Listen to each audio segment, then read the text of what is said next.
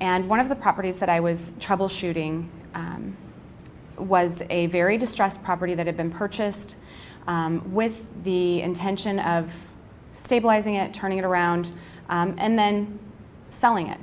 So I was charged with the task of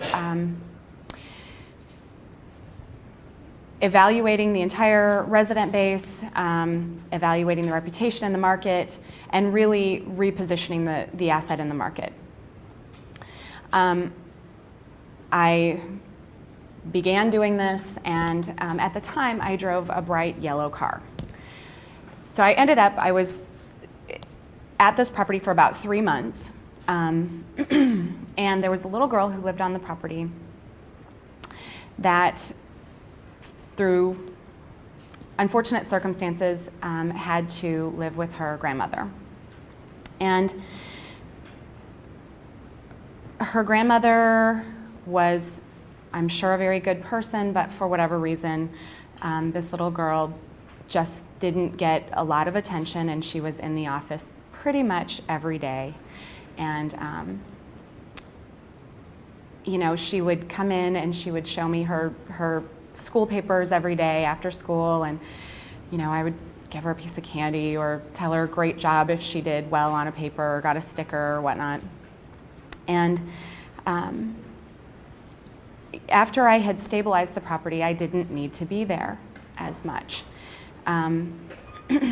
And so I wasn't at the property very often. And a couple months went by, and I decided to stop in and check on the property and see how things were going. So I pulled up, walked into the office, and I hadn't been at the office for more than a few minutes. And this little girl walked in and she said, "Miss Quinn, I missed you so much."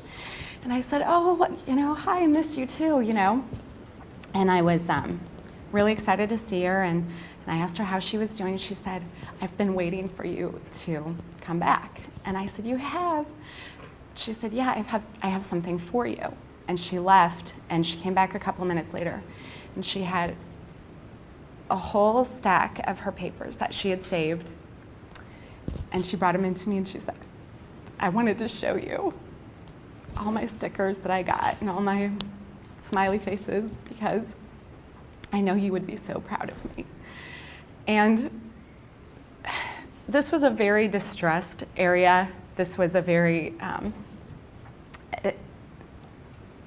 underprivileged little girl who didn't receive a lot of encouragement. And I know that just taking those few extra moments every day to encourage her and give her some perspective on what she could do and what she could be, and be an example for her of how she could help someone, or what kind of a life she could have for herself, maybe, hopefully, impacted her future. And I think that our site managers do that every single day. They can be a beacon for their residents. They can be a catalyst for positive change. They can be the connection between the resources that person needs and really a gateway into a better future for those residents. And I hope that and in this case, a mommy. And I hope that wherever she is, that she's receiving encouragement and she's giving encouragement.